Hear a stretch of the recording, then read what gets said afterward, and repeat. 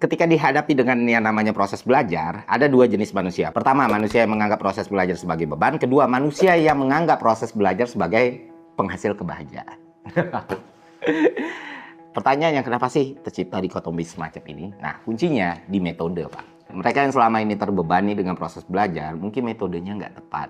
Dan sebaliknya, mereka yang menikmati proses belajar mungkin telah menemukan metode yang udah oke banget dan cocok buat mereka. Dan jelas, dua keadaan ini menghasilkan output yang berbeda.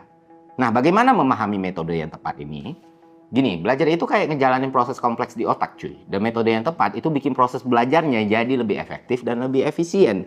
Ada beberapa alasan kenapa penting banget buat pakai metode yang sesuai. Karena otak kita bekerja dengan cara tertentu. Otak kita punya mekanisme spesifik dalam mengolah, menyimpan, atau mengingat informasi. Lalu, kalau metode belajarnya nggak sesuai sama cara kerja otak, informasi bakal sulit banget dipahami atau bahkan diingat. Dan ketika metodenya tepat, semua potensi yang lo punya itu bisa terbuka. Kenapa? Karena pada akhirnya proses belajar yang lo jalani, apapun medionya, apapun bentuknya, itu bukan jadi satu beban lagi buat lo, tapi nilai tambah gitu. Bayangkan ketika lo nggak ngerasa terbebani dengan belajar sesuatu yang baru, seberapa besar potensi yang bisa lo maksimalkan.